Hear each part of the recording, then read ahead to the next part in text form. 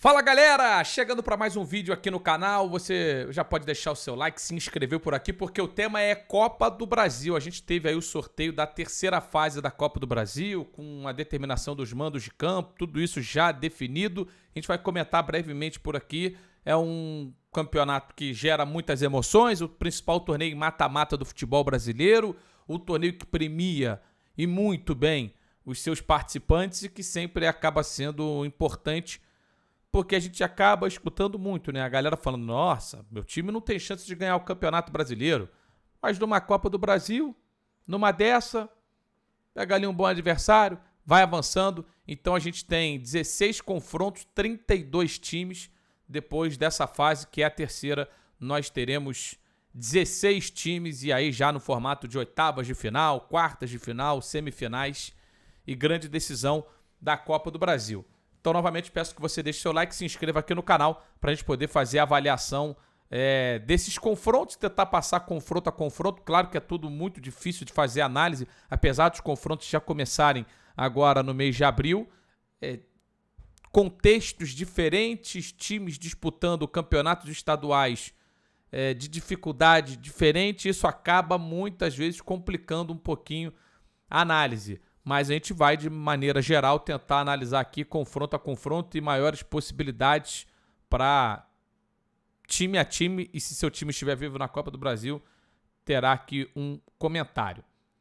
Bom, então a gente já consegue analisar aqui a imagem com os 16 confrontos, com as 32 equipes. Não vou ler confronto a confronto agora, já vou para análise de cada confronto. Lembrando que quem está em amarelo por aqui manda o primeiro jogo em casa. Portanto, quem está em branco vai definir a classificação em seus domínios. Fechou? Olha, Botafogo e Santos, para a gente já falar desse primeiro confronto, duro, hein, por Santos. A gente sempre analisa pela ótica daquele time que é o de maior investimento. Santos fechou mal o Campeonato Paulista e o Botafogo teve uma trajetória mais longa no campeonato até do que o próprio Santos. Então, lógico que depois que o Campeonato Paulista se encerra, o Santos teve bastante tempo para trabalhar e é mais complicado para os times do interior, seja de São Paulo ou times de menor investimento, sustentar o mesmo elenco ao longo de todo o ano. Então aqui dá para a gente colocar um favoritismo para o Santos, mas por tudo que tem sido a temporada conturbada do Peixe, é confronto bem equilibrado, tá? Bem equilibrado, mas um ligeiro favoritismo para o Santos. Nova Iguaçu e América Mineiro. Acho que o América é um dos bons times que a gente tem em termos de organização do futebol brasileiro. Quando a gente olha aqui para times da Série A do Brasileirão, não é um time recheado de estrelas, mas o trabalho do Wagner Mancini é muito sólido. A gente percebe que o time é um time bem treinado, que tem a sua proposta de jogar e não abdica da sua forma de jogar. E apesar do Nova Iguaçu ter feito uma bela trajetória na Copa do Brasil, o favoritismo aqui para mim é bem largo para o time de Minas Gerais. Coritiba e Sport. A gente está falando aqui de um confronto de um time da Série B contra um time da Série A. Mas eu vejo aqui um equilíbrio gigante. Se a gente for olhar, o momento do Sport é muito melhor. No momento que eu estou gravando esse vídeo, o Sport ainda está lá nas semifinais, na semifinal da Copa do Nordeste. Está vivendo uma grande fase na temporada. E o Coritiba não fez um bom campeonato paranaense. Então, se a gente for olhar momento, em termos emocionais, anímicos, como a gente comenta, tá bem pro Sport aqui esse confronto número 3 nessa terceira fase da Copa do Brasil. Eu hoje coloco um favoritismo pro Sport nesse confronto contra o Coxa. Náutico e Cruzeiro. Que Cruzeiro a gente vai ver? Muito difícil falar. Novo técnico, um time que não fez um grande campeonato mineiro. Então acho que é até difícil a gente tentar rotular como é que vai ser esse time do Cruzeiro daqui para frente. Mas olhando até para o Náutico também, eu acho que o Cruzeiro tem uma certa dose de favoritismo pela tradição no campeonato. É impressionante o quanto que o Cruzeiro se dá bem quando o assunto é Copa do Brasil. E a tendência, o Náutico até avançou, né, na Copa do Nordeste, mas a tendência aqui, eu acho que é o Cruzeiro passar. Mais um bom confronto. O Atlético Mineiro e Brasil. O Atlético tem um dos melhores elencos do futebol brasileiro. um time que ainda está em processo de construção. Muita gente me criticou quando eu gravei o vídeo falando da Libertadores, que eu considerei o Atlético favorito para ficar à frente do Atlético Paranaense no grupo, mas muito pelo que o projeto desse time. A gente está falando de confrontos que vão acontecer aqui em 15 dias, grosseiramente falando, mas são 2 semanas, apesar de final no meio do caminho, são semanas aí para o time do Tchatcho ficar cada vez mais sólido, cada vez mais entrosado, e é um elenco assim espetacular para o futebol brasileiro, né? Volta Redonda e Bahia. Olha, o Volta Redonda é um dos bons times, dos times de menor investimento dos campeonatos estaduais do futebol brasileiro nesse ano. Time organizado, perde seu melhor jogador, o Lilê, é verdade, e talvez possa perder outras peças, outros jogadores daqui até o confronto, mas eu acho que vai sustentar um certo equilíbrio, e o Bahia não engrenou na temporada. Essa é a grande verdade. Tá lá fazendo a final do Campeonato Baiano, mas não é o time que engrenou.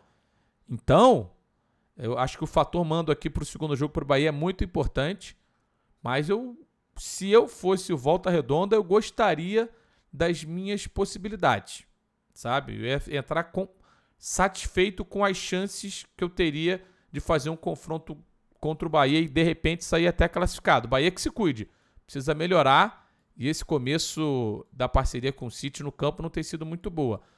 Ipiranga e Botafogo. Ipiranga bateu o Red Bull Bragantino. Botafogo tá também desorganizado. O Ipiranga deu um baita de um trabalho pro Grêmio na semifinal do Campeonato Gaúcho. Mais um confronto assim duro.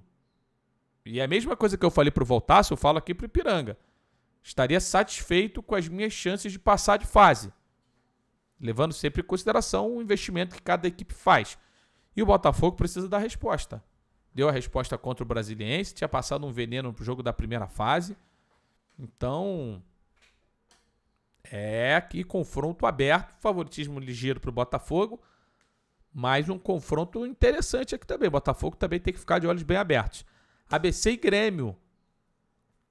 Outro jogo bom, acho que o Grêmio já demonstrou nos seus melhores momentos na temporada que pode ser um belo time. Não fez uma grande semifinal contra o Ipiranga, então deixa aquela pulguinha atrás da orelha de que pode, se complicar contra o time do ABC, que venceu o Vasco nos pênaltis em São Januário. Talvez não tenha feito um jogaço em São Januário, mas pouco importa, né? Fez o jogo que precisava. Também no momento que eu gravo o vídeo, tem a semifinal da Copa do Nordeste, né? Até no dia que eu gravo o vídeo, contra a equipe do Sport. Mas eu acho que o Grêmio tem um favoritismo razoável, mas é um jogo também interessante. Mas, de novo, o peso aqui é todo do Grêmio. Se não passar, eu acho que é um golpe duríssimo no trabalho do Renato. E eu não estou falando de demissão aqui não, tá, gente? Estou falando de golpe duro mesmo nas expectativas no que pode ser o título mais possível para o Grêmio, além do campeonato estadual, nessa temporada. Maringá e Flamengo. Maringá até fez um campeonato paranaense legal, mas a gente está falando do Flamengo, o time que é o atual campeão da competição, maior investimento no futebol brasileiro, um elenco que deve dar resposta o quanto antes para o trabalho que tem sido desenvolvido pelo Vitor Pereira, que ainda não engrenou, mas a qualidade do Flamengo é indiscutível, né? Então aqui eu vejo com pouquíssimas possibilidades o time do Maringá de passar do Flamengo. São Paulo e Ituano, aqui a gente tem um confrontinho embaçado. Ituano é um time que, assim, nos últimos anos ele tem sido uma pedra no sapato de times importantes do futebol paulista. É um time muito competitivo. E o São Paulo sempre convivendo com muitas lesões.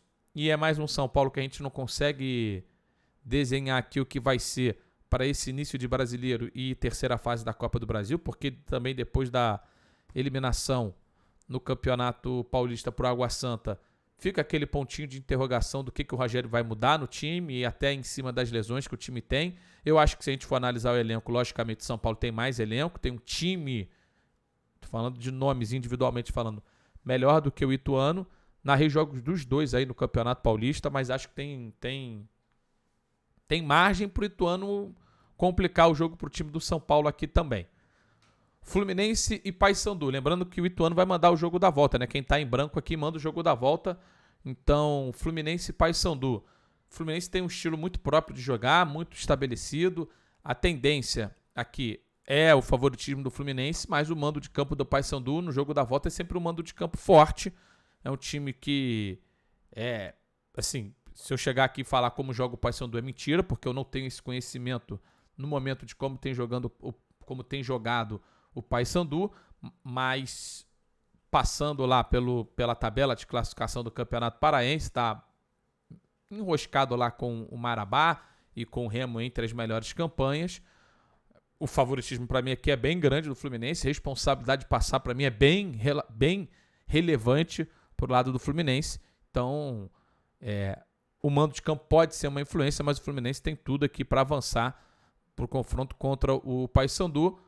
E analisando até em relação ao Corinthians, que vai enfrentar o Remo, olhando um pouquinho, né, porque também a análise que eu falei aqui de Fluminense e Paysandu, a diferença para mim, principalmente, é que o time do Corinthians não está pronto.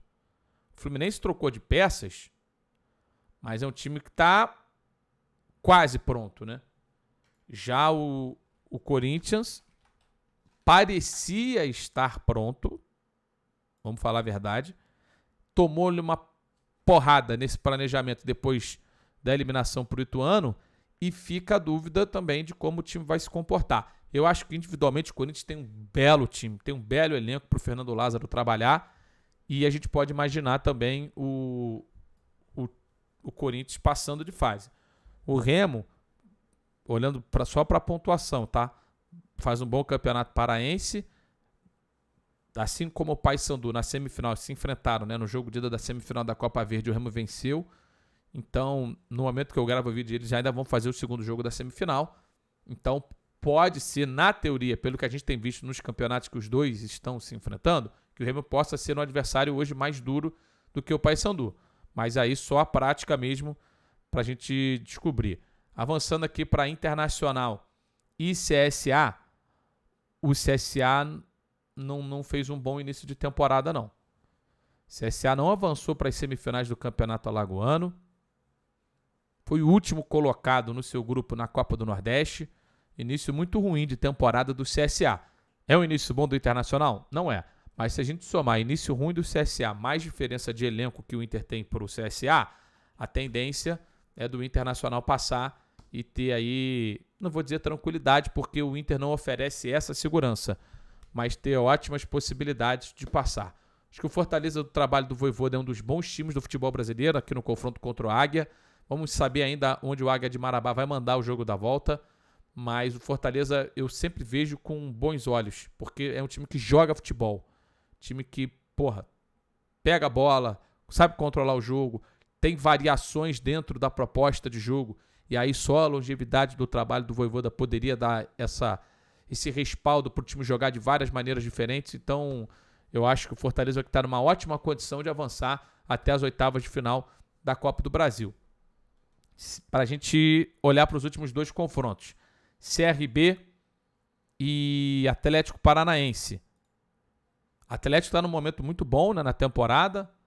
Time que, se a gente for analisar individualmente, é muito forte. É o atual vice-campeão da Libertadores da América. Time que está na final também do Campeonato Paranaense. Eu acho que é um adversário duro, o CRB, também finalista do Campeonato Alagoano. Time que também... O CRB é um time cascudo que já derrubou alguns grandes times na Copa do Brasil em sua história, até recentemente. Mas eu coloco para o Furacão um favoritismo até interessante pela solidez do time. Vai decidir em casa essa vaga.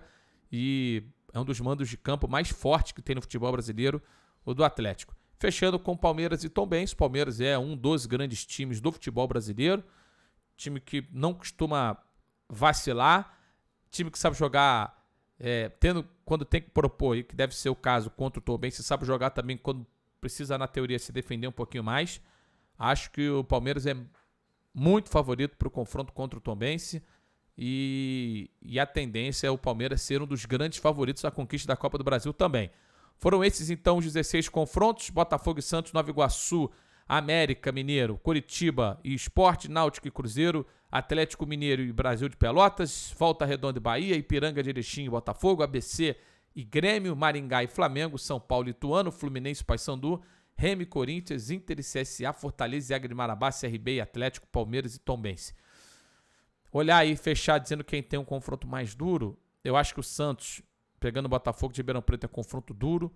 Eu acho que o Bahia pegar o Volta Redonda é confronto complicado. Curitiba e Sport, nossa senhora, dos mais equilibrados que tem. Ipiranga e Botafogo, coloquei aqui também como um confronto duro.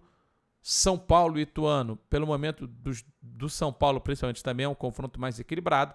E os outros aí que eu acabei não citando podem ser confrontos equilibrados quando a gente tiver a bola rolando? Lógico que podem.